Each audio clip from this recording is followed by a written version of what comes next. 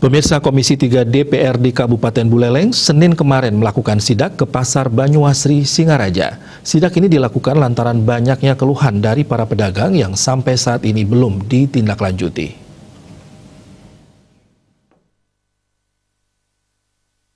Sidak dipimpin Ketua Komisi 3 DPRD Buleleng, Niluh Marleni, dan didampingi pimpinan Perumda Pasar Arga Nayotama.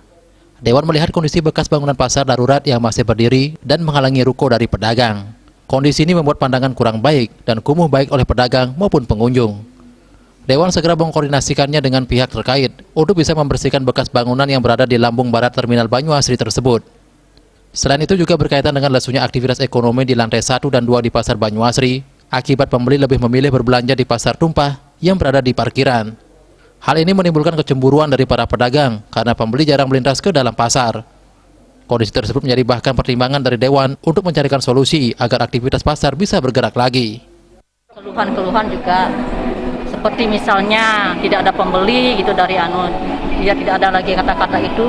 Jadi bagaimanapun caranya kita akan duduk bersama, nanti akan mencoba seperti pasar tumpah atau pasar bermobil, pedagang bermobil itu kita akan arahkan ke ini lantai atas ya, tempat parkir ini.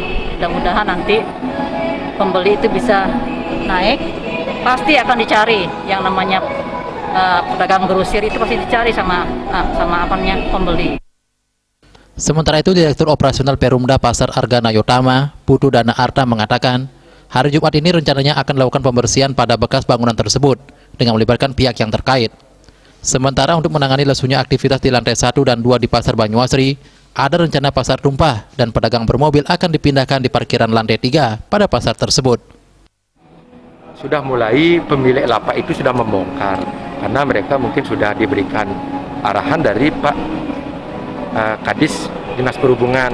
Karena kemarin Pak Bupati memberikan 3 surat kepada kita PD Pasar, Dinas Perhubungan, Satpol PP, yaitu instruksi. Surat instruksinya masing-masing menjabarkan. Kalau kita di pasar, Kalau Dinas Perhubungan ya di lingkungan terminal itu gimana bisa menjabarkan Satpol PP masing-masing. Dan ini sudah dilakukan. Dan ini mungkin dalam waktu dekat ini kan kita Jumat ini juga. Komang Yuda, Bali TV.